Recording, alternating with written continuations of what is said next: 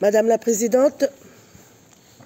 Présidente, Mesdames et Messieurs les ambassadeurs, Mesdames et Messieurs, au nom du FLNKS, Mouvement de libération du peuple kanak, c'est un honneur de m'exprimer devant la 4e commission en tant que représentante du FLNKS auprès des instances de l'ONU.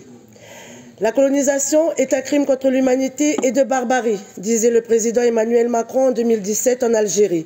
Cette phrase a été accueillie avec beaucoup d'espoir par le peuple colonisé de la Nouvelle-Calédonie, juste avant la dernière étape de l'accord de Nouméa. Mais nos espoirs ont été progressivement anéantis à mesure que ce gouvernement français a méthodiquement piétiné l'accord de Nouméa, comme en forçant le maintien du 3e référendum en 2021 que nous, le peuple kanak, avions été contraints de ne pas participer afin de pouvoir pleurer nos morts de la pandémie de la Covid-19.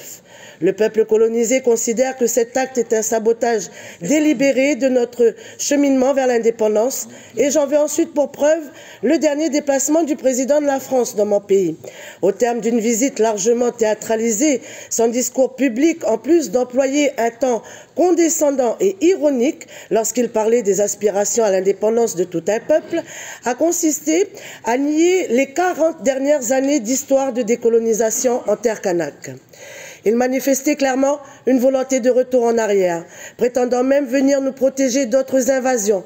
Pourtant, c'est la France elle-même qui vient provoquer des tensions géopolitiques inutiles dans notre région pacifique.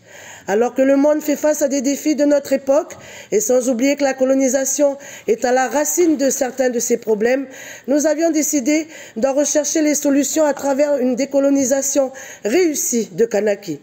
Le devoir de la France dans mon pays, tel que préconisé par l'ONU, est de nous aider à faire dissiper les peurs des communautés qui sont venues avec la colonisation pour encourager à la construction d'une nation débarrassée des vieux clivages coloniaux.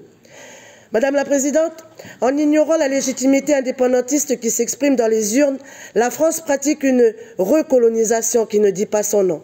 C'est pourquoi, Madame la Présidente, Mesdames et Messieurs, le FLNKS réaffirme son intention de saisir la Cour internationale de justice et nous appelons humblement à votre vote du projet de résolution pour que justice soit rendue.